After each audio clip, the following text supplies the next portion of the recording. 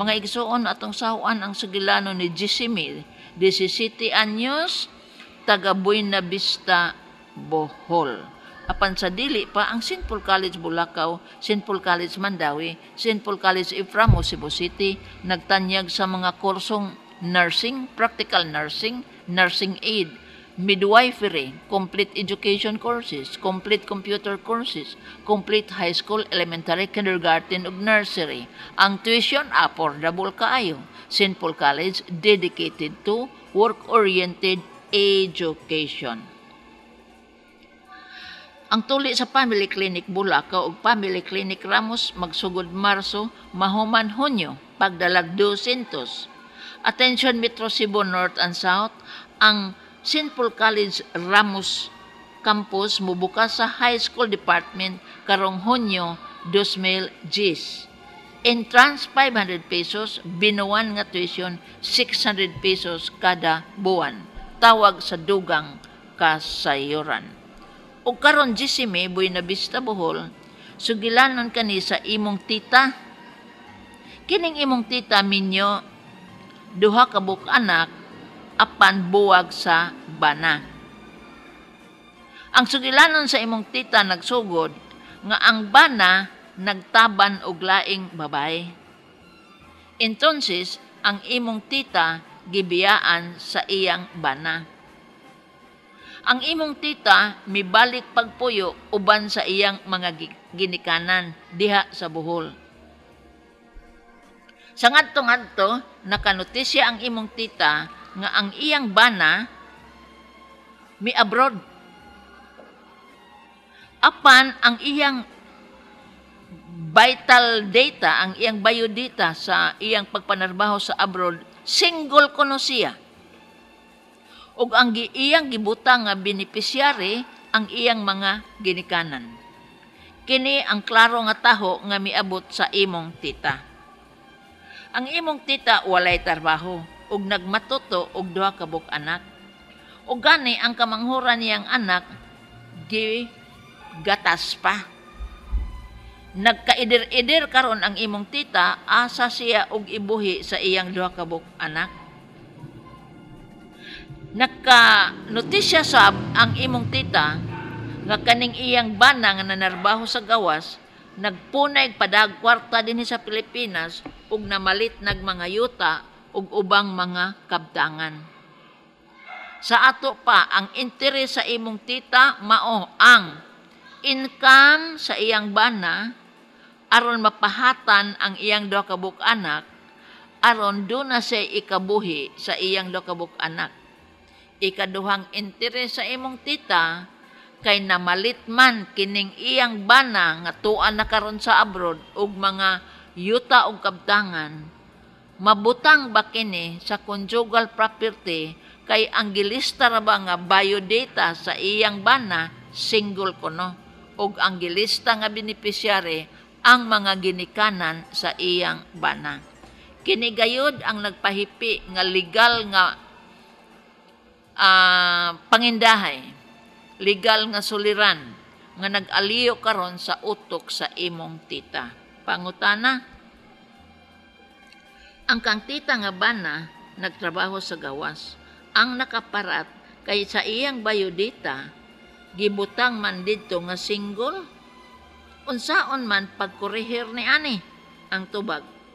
Depende unsang matanga sa hiring ang bana sa imong tita ang kahimtang. Kung POAA gani, Philippine Overseas Employment Authority ang naghandle, adto gayud sa POAA mo reklamo ngano nga ang iyang bana gibutang man og single nga minyo man. Isukip ang marriage contract sa complaint sa reklamo adto sa POAA. Apan kon ang bana sa imong tita direct hiring, walay ahensya sa gobyerno nga makatuki ni ani. Kay ang mga private nga kompanya confidential kaayo ang ilang mga biodata sa ilang mga trabahante. Apasumpay pangutana, Doktora nga nung gibutang man sa iyang bana nga ang beneficiary iyang mga ginikanan. Ang tubag, sigurista ang bana. Dili siya buot nga bahinan or pahatan ang iyang asawa nga iyang gibuwagan dinhi sa Pilipinas. Apan matuki gihapon kini kung ang bana miagi ang employment sa POAA. Kay inigduso sa imong tita sa marriage contract, klaro man nga siya minyo og maklaro man nga ang beneficiary dili iyang ginikanan kundi iya gayong legal nga asawa. Kana ang bugtong paagi nga ang bayodita sa bana sa imong tita masupo og mulutaw ang kamatuoran. Ikaduhang pangutana. Ang akong tita doktora nagbaton karog duha ka bata, ang usa gipa gatas pa. Unsaon man pagpangayo og sustento alang sa mga bata? Ang tubag. Kung POAA ang employment, ipadala ang reklamo for support, sustento sa duha ka bata. Ang iduso sa POAA ang marriage contract sa imong tita ug ang birth certificate sa duha ka bata. Dinhi ang POAA mopahibaw sa bana nga tua sa abroad pilay iyang isustento sa iyang mga anak. Inighuman ni ana kung mosanong ang bana sa imong tita nga mohatag siyag sustento sa iyang mga anak, mopirma siyag usa ka matang sa papeles sa pagtugot nga ang iyang sweldo didakan alang sa sustento sa iyang mga anak. Sa ato pa, nagkinahanglan sa consent sa bana nga mohatag og sustento sa iyang mga anak dinhi sa Pilipinas. Ug ang maong sustento mahimo kon ipada bank to bank. Ikatulong pangutana. Ang bana sa akong tita doktora na malitnag mga yuta ug uban pang mga kabtangan. Kini karong pinalit sa iyang bana, conjugal property ba? Ang tubag, yes, conjugal property. Kay ang kaminyoon sa imong tita uban sa iyang bana, wa pa mapapas, wa pa ma-erase, wa pa ma-annul, wa pa ma-divorce. Busa existing gayud, buhi ang kontrato sa kaminyoon o kanang tanang yuta o kabtangan nga pinalit sa iyang bana, conjugal kana. Sa panahon nga maghusay na sila sa propiedad nga conjugal, katunga ni ana adto gayud parong sa imong tita. Ikaapat nga pangutana. Nining dapita doktora ang akong iyaan nangutana, makiha ba kuno ang iyang bana og abandonment? Ang tubag, makiha. Apan tungod kay mangayo kitag pahat sa sustento. Mangayo kitag pahat sa mga yuta og kabtangan nga gipalit sa iyang bana, dili kita maglangas sa abandonment.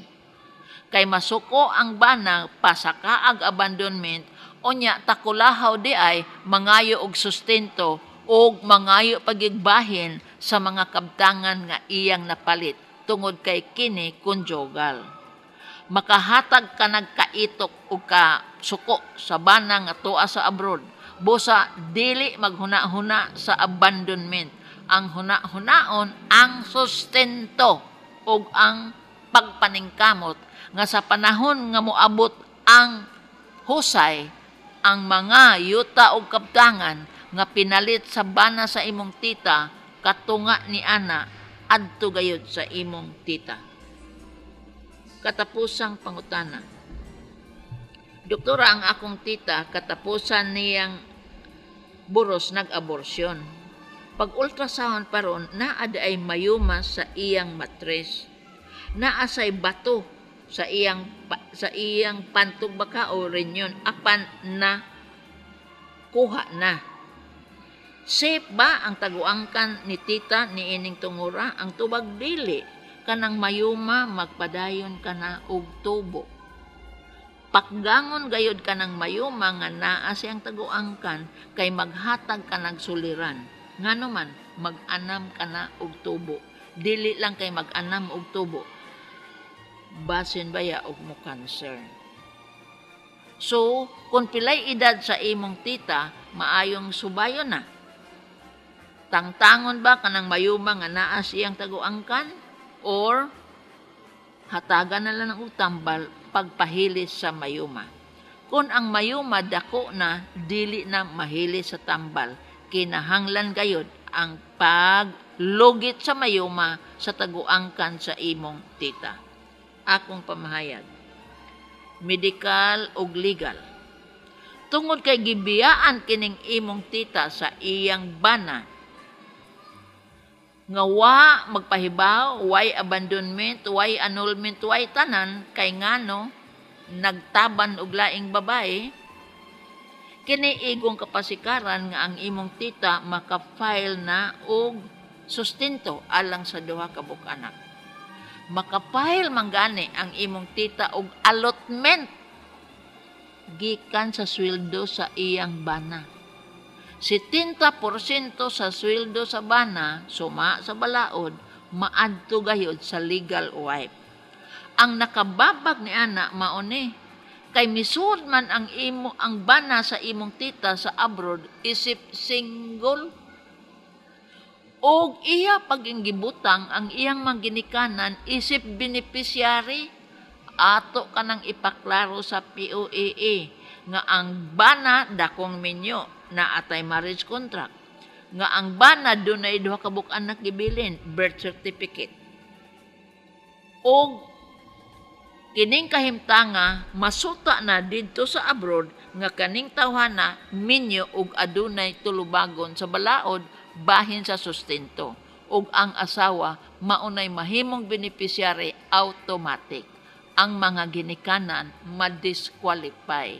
Dako kaning trabaho kay legal problem kani sa POAA. Kinahanglag abogado nga mulantugi dito nga kining tawhanan na makak dili siya ulitaw, dako siyang minyo ug ang beneficiary sa iyang kahaguan ug iyang kinitaan sa abroad, ang iyang asawa ug duha ka bug-anak ang tinuod nga beneficiary. Ikaduha, kung mosanong na ang POAA nga na-corrected na ang status sa bana ni imong tita ug na-establish na ang kamatuoran nga dunay duha ka bug-anak buhion ug ma-establish na ang kamatuoran nga ang beneficiary ang asawa ug ang duha ka bug-anak, sayon na ang pagpangayo sa sunod lakang sa allotment. Ang allotment usa ka matang sa balaod nga gilatid sa pagpamuo sa gawas. Nga kinsa kadtong Pilipino nga mamuo sa gawas, ang iyang kita matagbuan, pahatan gayod ang legal nga asawa og 70% sa iyang kinitaan. Kini mo materialize na usab apan nagkinahanglan lagig abogado nga mo follow up dito sa POAA kay ang bana mo pirma man sa allotment nga iyang ihatag sa iyang asawa. Kung naa na kaning allotment, mahimo nga ang transaksyon bank to bank na. Ikatulo, ang propiedad karon nga gipamalit sa iyang bana sa imong tita, dili pa nato matandog karon tungod kay ang iyang bana tuan sa abroad. Sa panahon nga muuli ka ng bana dire ug mo establish nag permanent residence sa Pilipinas, dinhi mulutaw na sab og lain na sang abogado ang musungko sa bana nga sir kanang imong mga yuta og kabtangan conjugal ra ba na. Di man ka kapanghimakak sir kay sa panahon nga imo ka nang ipamalit, existing man ang marriage contract. Dili man diya kana malimod ug automatic ang balaod nga mohukom nga kaning mga butanga conjugal. Mahimo nga mangayo na ang imong titag katunga sa conjugal property. Apan kasagaran mahitabo kani kung dunay legal separation o ka annulment of marriage kay bahigon naman ang tanang conjugal property. Samtang way annulment o way legal separation, ang conjugal property ma-frozen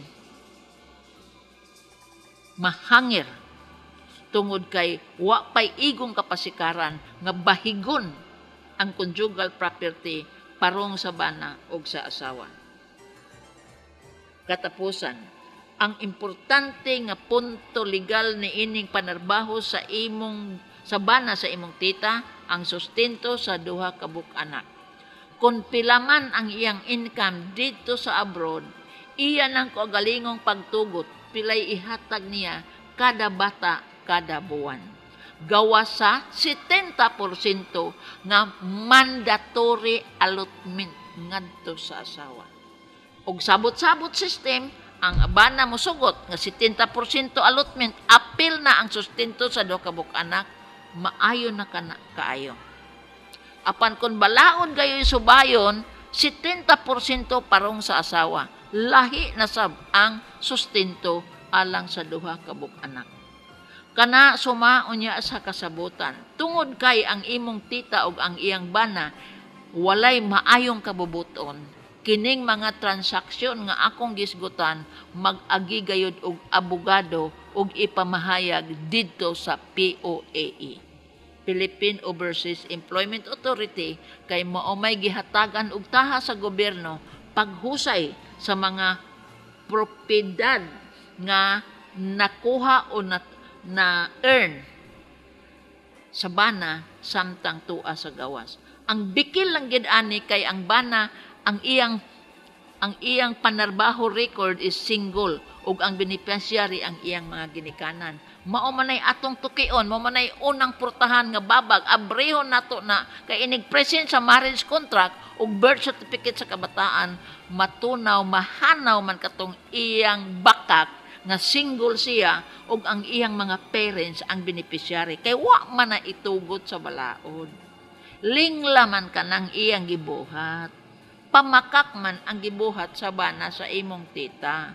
Apan do na kitay proseso nga ato kanang walison ang iyang bakak aron maka-enjoy ang imong tita sa mga benepisyo nga gihatag sa balaod kaniya. Una, ang 70% allotment sa kinitaan sa iyang bana. Ikaduha, ang mandatory sustento sa duha ka bukbata.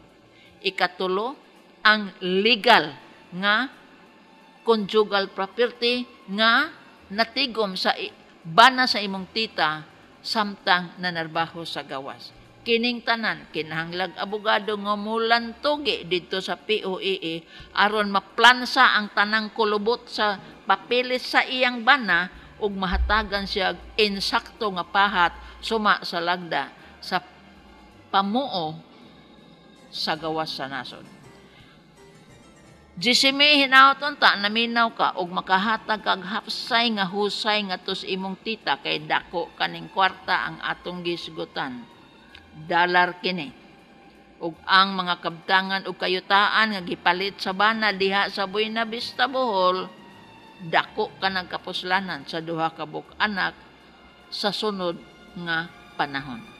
Mga igsuon, salamat sa pagtubay sa tulumanon hangtod sa sunod sugilanon dinhi gyapon sa kining akong suliran gikan sa RMN Cebu Stasyon DYHP Tatak RMN. Daghang salamat.